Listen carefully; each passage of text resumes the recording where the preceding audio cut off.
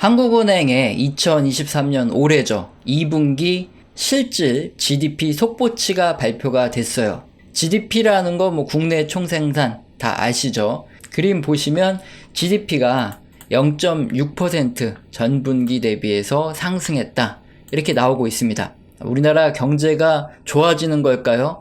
자, 그런데 뉴스나 레포트 같은 거 이렇게 최근에 나온 거 찾아보시면 우리나라 이번 2분기 GDP가 불황형 성장이다. 불황형 흑자다. 이거 안 좋은 신호다. 이런 표현이 자주 등장해요. 대체 무엇 때문에 이런 분석이 나오고 있는 건지, 우리 한국의 경제는 대체 어디로 흘러가고 있는지, 우리는 또 어떻게 대응을 해야 될지 한번 쉽게 풀어서 생각을 해보도록 하겠습니다. 자, 이게 한국은행에서 발표된 이번 2분기의 실질 국내 총생산 지표거든요. 자, 근데 일단 이런 지표를 보면 머리가 아파요. 짜증이 막 유발이 됩니다. 근데 또 설명을 들어보시면 아무것도 아니에요.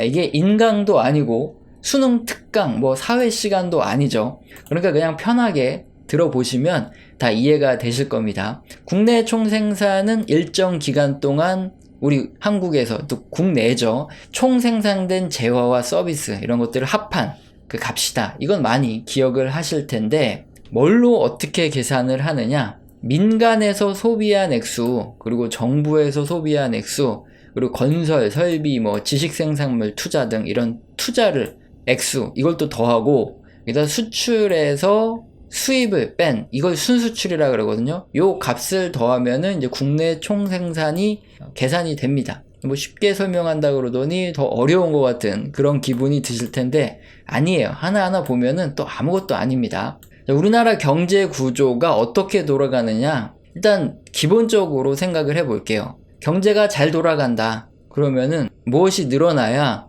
좋다 나쁘다 이렇게 생각할 수 있겠죠. 일단 수요가 증가해야 돼요. 수요는 다른 말로 하면 소비가 될 수 있겠죠. 그런데 특히 이 민간 소비가 있고 공공 소비가 있는데, 우리나라 같은 이런 이제 자본주의 사회에서는 어떤 소비가 중요하겠습니까? 민간에서 일어나는 소비가 가장 중요하죠. 자, 그런데 그림 보시면은 이 민간 소비가 전분기 대비로는 0.1% 감소를 했어요. 전년 동기로는 1.5% 증가를 한 건데, 요거 이제 다음 그림에서 보겠습니다. 전분기 대비를 보는 이유가 뭘까요? 세부적인 흐름을 확인하려고 그래요. 전년 동기 자료는 큰 흐름을 보는 거고, 이제 세부적으로 이제 앞으로 나빠질까 좋아질까를 이렇게 보려면 전 분기로 보는 건데, 일단 0.1% 감소했다. 이거는 좋지 않은 신호죠.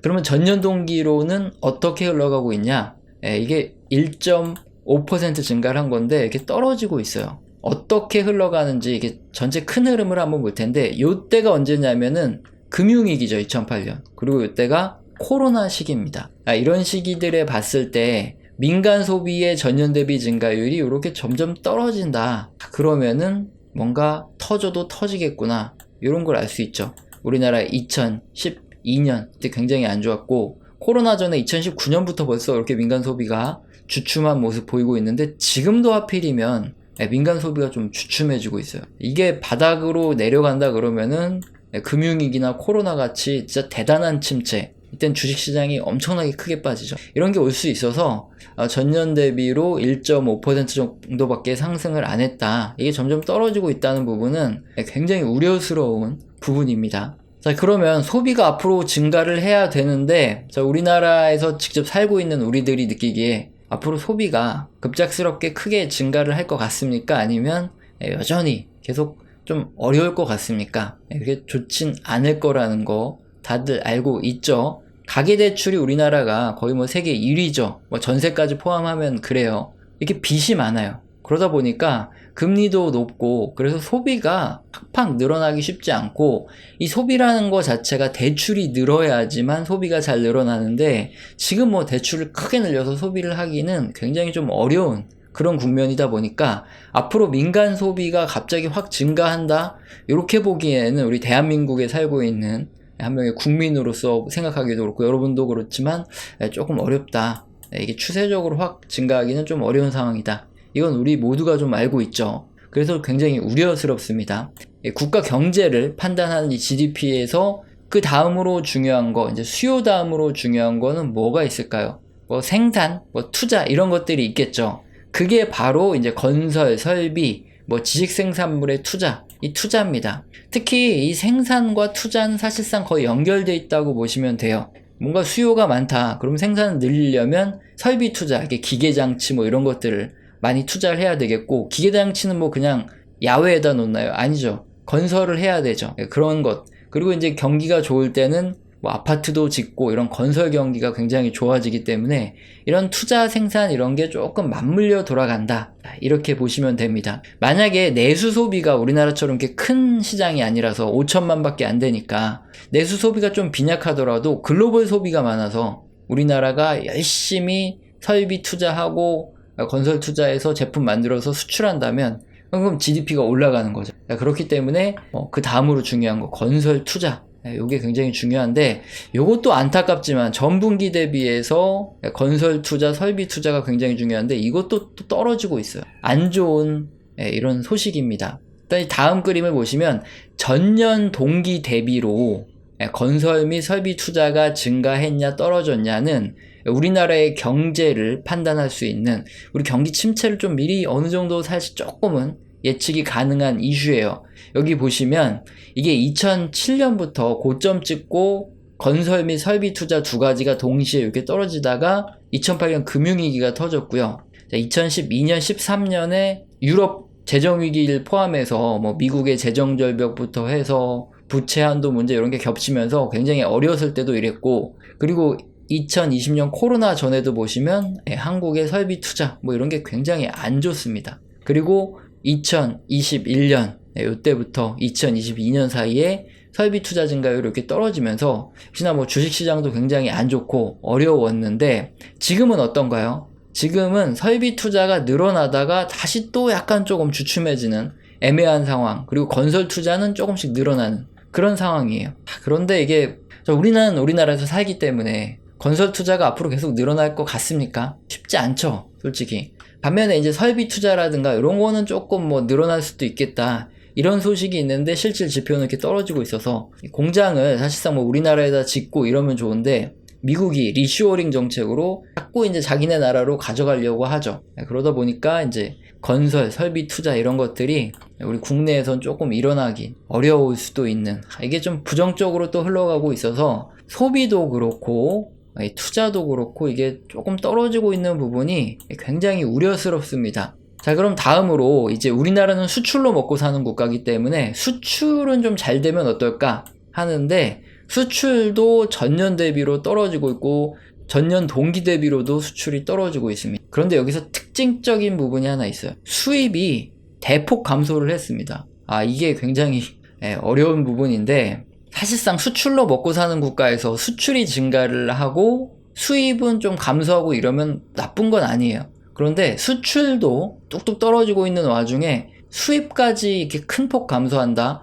여기 그림에 이번엔 GDP 성장에 대한 기여도를 보면 순수출, 이게 수출에서 수입을 뺀 건데 수입이 급격하게 감소하면서 GDP가 성장한 거예요. 이거 뭐 기업으로 따지면은 뭐 인건비 줄이고 소비 줄이고 이렇게 하면서 흑자가 난 뭐 불황형 흑자 이런 거랑 똑같은 겁니다. 그래서 전체적으로 2023년 2분기 우리나라 한국의 실질 GDP 속보치 이 성적표를 보면 민간 소비도 전분기 대비 감소하고 건설 설비 투자도 감소하고 수출도 전분기 대비 감소하는데 수입이 크게 줄어들어서 GDP를 끌어올린 그런 굉장히 안 좋은 상황. 그래서 불황형 흑자라고 분석이 나온 겁니다. GDP가 늘어나서 좋다 생각했지만 알고 봤더니 뭐 그게 아닌 거죠. 오히려 나쁜 상황이었던 거죠. 추가적으로 우리나라의 제조업과 서비스업 부분으로 살펴본 이 GDP를 함께 보면은 특히 이 제조업이 크게 떨어지고 서비스업도 같이 떨어지면은 이렇게 금융위기가 와요. 반대로 이렇게 쭉 올라가면 대세 상승장이 오는데 지금 상황은 어떠냐? 2021년부터 제조업은 뚝 떨어졌어요. 그리고 살짝 반등하는 흐름. 하지만 서비스업은 오히려 둔화됩니다. 서로 다르게 움직이고 있어요. 다수 레포트부터 해서 다수 전문가들의 의견을 종합적으로 한번 설명을 드리면 일단 이번 2분기에는 반도체 고객사들의 특별 주문이 있었대요. 그래서 반도체 감산 영향이 반영되지 않은 거라고 합니다. 그래서 이렇게 늘어나는 것처럼 보이지만 사실상 3분기부터는 반도체 등 감산 영향이 반영되면서 제조업이 조금 어려워질 거다. 이런 의견이 많아요. 자동차도 그동안 이제 기계약된 부분으로 인해서 이렇게 이연돼서 생산이 조금 늦어지고 그랬었는데 이게 판매되고 나서 이 효과가 점점 줄어들 수밖에 없다.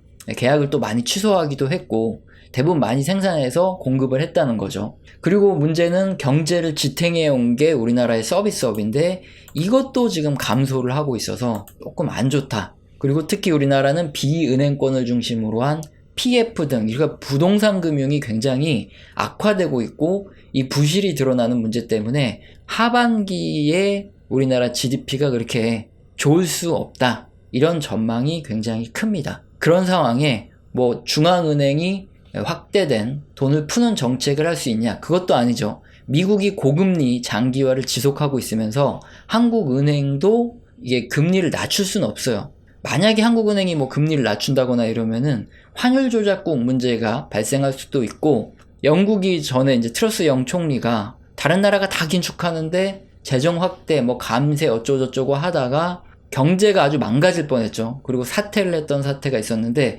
우리나라도 마찬가지입니다. 역행해서 금리를 인하하거나 그러면 글로벌 자금이 다 빠져나간 영국 꼴이 날 수 있기 때문에 한국은행의 운신의 폭도 적죠. 그래서 하반기 우리나라 GDP가 그렇게 좋을 거다 이렇게 보는 의견은 뭐 사실상 거의 없습니다. 오히려 안 좋아질 것으로 보여진다. 이게 현재 상황이에요. 뭐 주식시장은 뜨거울지 몰라도 실물 경제가 어렵기 때문에 뭐 저희같이 경제 지표를 보는 입장에서 지금 뭐 실물 경제가 살아나야지 뭐 투자를 하라 어쩌라 말씀을 드릴 수 있는데 뭐 주식을 시원하게 투자해라 말씀을 못 드리는 게 정석이고 이렇게 말씀드릴 수밖에 없는 상황이다. 이렇게 설명드릴 수 있습니다. 그래서 투자 판단하실 때 잘 결정을 하셨으면 좋겠습니다. 우리 채널에서는 영상 시청하시고 도움되셔서 후원 주신 감사하신 분들이 계십니다. 간헐적으로 계신데 제가 말로만 때우지 않고 소통을 제대로 해요. 한 달 교육을 하고 있는데 매주 진행하고 있습니다. 여기서는 거시경제 사이클뿐만 아니라 각 산업의 사이클, 거기 소속돼서 함께 움직이는 기업, 종목들에 대한 얘기도 나오죠. 공개된 영상에선 하지 못하는 소통을 하고 있으니까 영상 하단의 설명란 읽어보시고 내가 해당된다 하시면 메일 주시길 바랍니다. 오늘 영상도 마음에 드셨다면 구독과 좋아요는 꼭 눌러주시고 지속적인 시청 부탁드립니다. 감사합니다.